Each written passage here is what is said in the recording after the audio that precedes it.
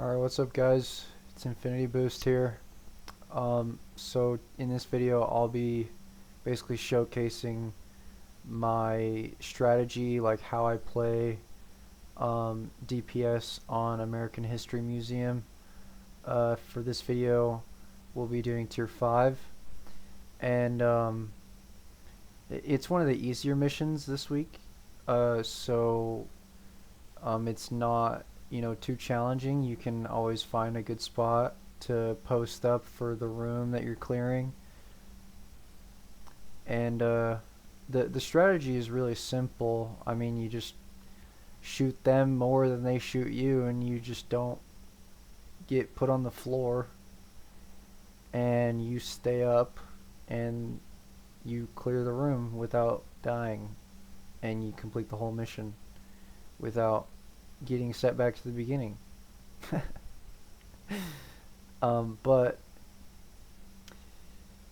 basically, when there's a big dude, you want to focus the big dude as much as possible. Um, it's preferred that you have 4 people doing the mission at the same time. But some people leave, and you can't control that. And just so you know, I'm mostly a random matchmaking player, so I don't have, at least in this mission, I don't have people I'm talking to at all. I might be talking like in game, like to them, but they definitely are not talking to me at all. Yeah, most of my missions are basically randoms, and so I've I guess got acquainted to playing with random players in the division in escalation.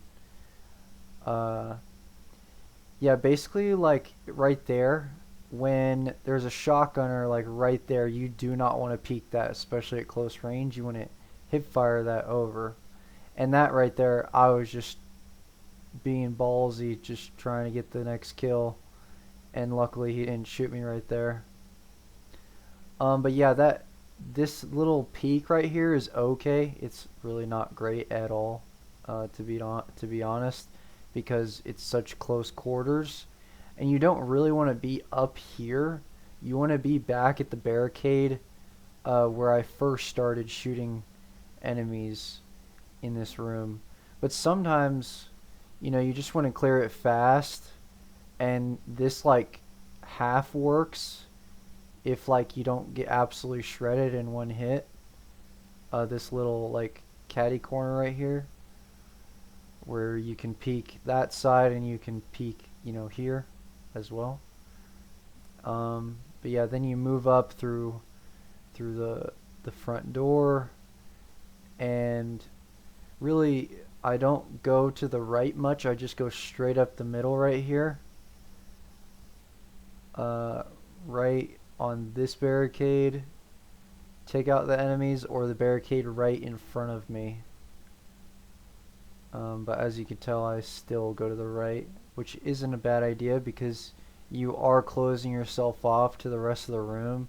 There's not really much space for the enemies to like flank you in any way, because that's really where I see most people have trouble, is they have tunnel vision on the on the enemies they're shooting at, and they don't necessarily look in their peripheral vision enemies that are flanking them, and they don't really put themselves in the right position to like kill the whole wave of enemies that's coming.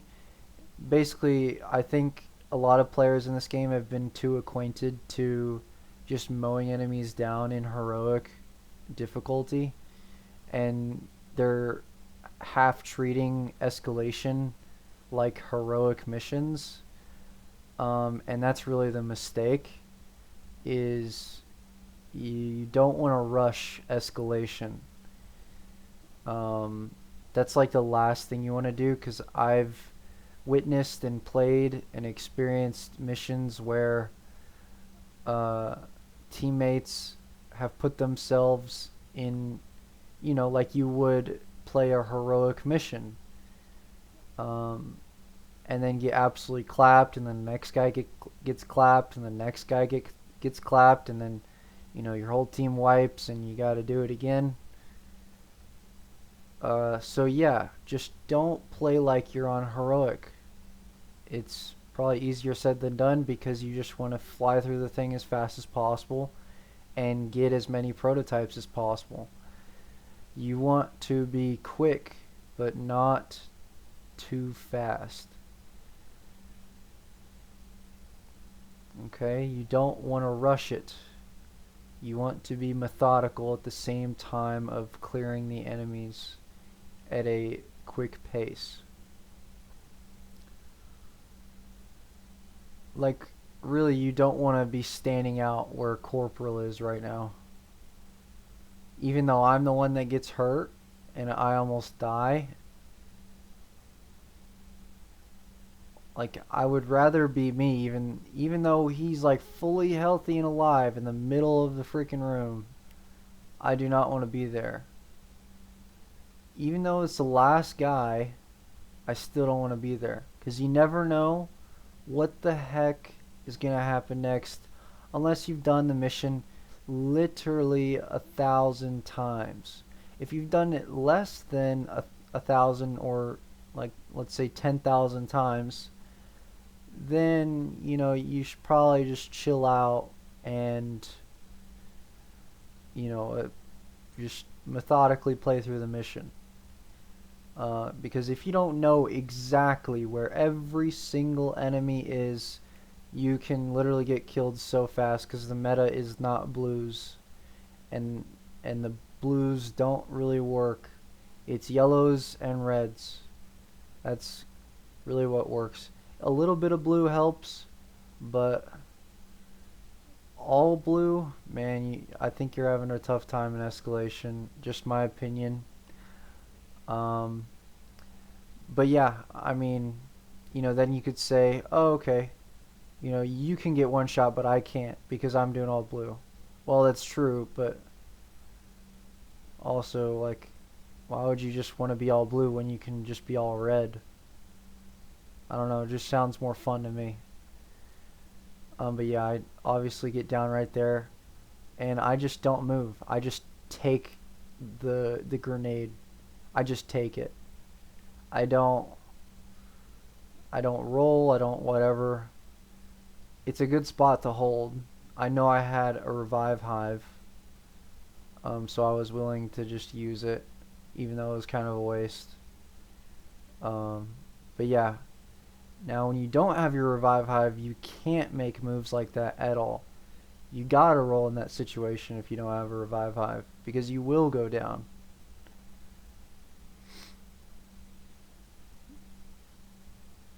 And then you could say, oh, why didn't you roll? Well, I am not a perfect player, and neither are you. So, yeah, this room is fairly easy. Basically, you post up on just both sides on the back side of this, like, narrow railing right here. Um, you don't really want to go too far past that. You can, but then you're just playing more heroic like. Yeah, you really just want to be back until it's like, the last enemy right here. You just run up on him and kill him.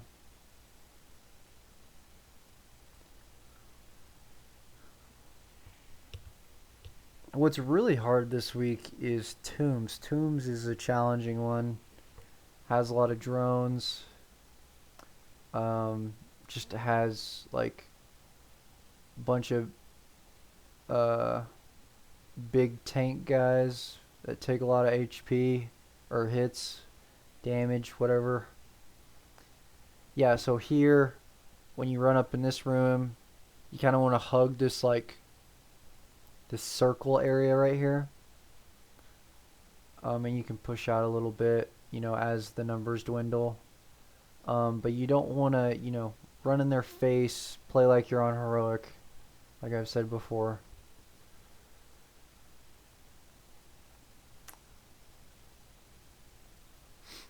But yeah, these sandbags right here, it's probably the best area to be in because of this left doorway. You close yourself off to the rest of the room. You want to be in these sandbags, like what these, I think there's like 7 total covers of sandbags back here. 6, 7, something like that. Now, the area to my right, my top right, like right next to me, above this tunnel, it's okay. I've never really tried much up there. So you could try that because it is higher in elevation. So you're looking down on the enemies a bit, and it's a bit nicer, a bit easier to, you know, play when you're above them. That's in any game, really. You want the high ground. That's in like basically every single game you play, especially shooters. You always want the high ground. So yeah, I could see why that spot's good. Um, Now the sniper tower, I don't think so, because the door is right there, the left door. The huts, no. You know, run around like this crazy, but the sandbag in the middle, it's a it's a it's a situational yes, but that's just too far up really because the guys on the right could, you know, get around you. You could get tunnel vision, and yeah, they could just kill you really fast. So you just gotta look out and not have tunnel vision. Basically, just have your eyes in your peripheral, basically when you're shooting an enemy straight for your whole mag. That's basically what you gotta be doing. Because you're hitting so many bullets. You have so much time firing your gun, especially as a DPS player. You gotta be looking in your peripheral when you're just like sitting still shooting straight at an enemy with the full mag in their face. Like you just gotta be looking around, or you're just doing yourself and your team a disservice, really. Um, but yeah, uh, I do like this mission. It's just this room that we just cleared. It's the only room that I don't like because there's just so much fluff around. It's not clear and, you know, crusty as most rooms are, where it's like clear defined box cover and walls. Um, yeah, there's just a bunch of junk everywhere, basically. Like, cause you got to figure out like what things can you shoot through in this game. Where's the invisible wall at? Um, and some of the times you just, I mean, well, really most of the time, all the time, really, you gotta like remember, you know, where's that invisible wall at? You know, why did I get stuck here? Okay, I gotta go a little bit more left with my feet here around this area. Okay, I gotta jump over this little 5-inch hurdle. Okay, I gotta mantle this 5-inch thing. I can't just step over it. But yeah, I mean, you just gotta play safe, secure, smart, methodical, and you know, get it done. Like yes, play reckless. You know, take the risk. You know, just keep shooting. Yes, but eventually you have to say, okay, I gotta back up here. Not literally back up your agent, but like you gotta play more in cover. You gotta think about like when you're gonna pop out of the cover, and like, are you gonna, you know, reload in their face while you're popping your head out of cover? Like no, like when you're getting swarmed by like 10 enemies, you're not gonna be reloading in their face, right? So like for example, when there's a turret like clearly spamming over your head, you're not just gonna peek it and try to reload and then shoot, you know? Like you gotta reposition. You gotta, wait till the turret's not on you anymore and on someone else, or you somehow kill the magazine of the turret to make it stop shooting you.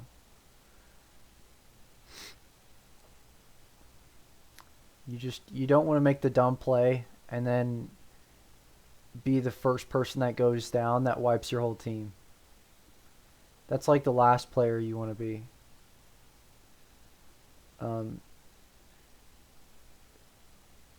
Now, the player that is probably the most ideal is the one that last goes down, because it's really not on him at all. It's on the first guy, mostly. It's on the second guy, secondly. The third guy, thirdly. And the last guy, can't really blame him, because what the heck just happened to, his whole team? They died. They went down. Clear cut. Like, they let him down. So, yeah. I mean, unless it's just like little Timmy in the back right corner, like literally not doing a thing, not using his skills, not whatever. Just whatever the scenario is, whatever. Okay? But yeah, that hallway, pretty easy to clear, really.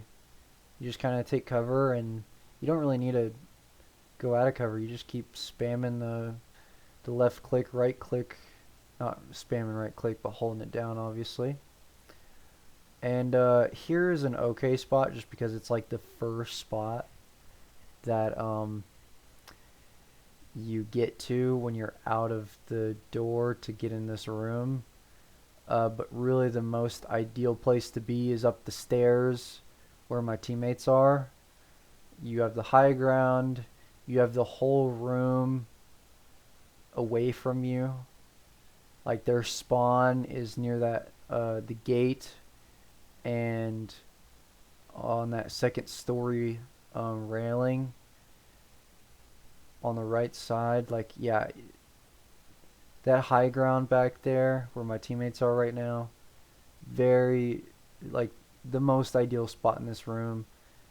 I'm pretty sure a lot of people have had trouble with this room, probably secondly, just because it's the boss room. But yeah, most probably challenging room is that the jungle room, the jungle scenery, actor movie looking, I don't even know what to call it. The museum, the jungle museum room. That one. Yeah. Y'all already knew what I was talking about way before I was even finished. But yeah, basically just post up the stairs behind. Yeah, see, I go down because, like, I'm not in that top area. Like, it's so much easier. You have the high ground. High ground just makes it so much easier. You can see more. You can see further, most likely. But really, when the boss first comes out, see, okay, this is also another argument, like, or debate, I guess, whatever you want to call it, is overdogs. Like, why would you want to let the boss roam around the whole entire room and, end up flanking you because you're shooting the little red dudes when you could just be shooting the boss? Like, if you shoot the boss and you got overdogs when it first spawns, you don't get your damage buff. You don't have damage buff. But no. People wanna use the overdogs and be cool and have 30% more damage. Well, buddy, it's situational, okay? It's not every single enemy you get 30% more damage. You got to target the right enemy, okay? You got to target the little Timmies, okay? Alright? In some cases, yes, it does really help. But I would rather have 2 PCUA than overdogs, okay? Because you get 10% less damage for whoever enemy you want to shoot at. Whoever. You can shoot at whoever. You don't got to think about it. You just point and shoot, okay? That's how I like to play, alright? If you like to play like that, then two-piece UA is wonderful. But yeah, if you use overdogs, all the power to you. You know, continue using overdogs. But I'm just saying, two-piece UA is sweet and sick, and it works really well. But yeah, basically, this little catty corner right here ain't too bad. You can see most of the room from here. But if they get that far right, where Hendrix is, and they loop around the far right side, yeah, that's where it can get a little tricky because they have you a little surrounded more than before. Yeah, you really just want to play careful. You don't want to risk losing too many armor kits, especially when you don't have a healer. Yeah, use your grenades. They're very good tools. They really help you out. Like, I got a lot of damage on that heavy weapons guy just from using the riot foam grenade, which really helps on gunner. You know, some people like the regular frags. I just like the regular grenades, whatever the specialty or the specialist that you're using gives you. But yeah, you really can't go wrong with just a bunch of DPS. I think this build is all red. Yeah, it's all red. You really can't go wrong in escalation with all red. Now, some people may say, "Oh, you just get one shot." Okay, all right. Play more methodical. I don't know. Kill them faster. All right, just I don't know. Play how you ever want to play, but play smart. All right. Get your protos before the timer runs out. Do not forget them, because you will not like how you played the last room if you did not get all your protos. So make sure you get all your protos before the mission ends. You have 30 seconds after you kill the last enemy, and make sure you get all your protos. Did I make that clear? Okay. But the proto will still be there if you don't get it, if you do it again. I'm pretty sure. Don't take my word for it, because I've really never forgotten a prototype at the end of a mission. So that's not me. Anyways, yep, that was the mission. That was my overview, my strategy, how I play, some commentary. Yeah. If you like this content, subscribe, and I'll see you in the next one.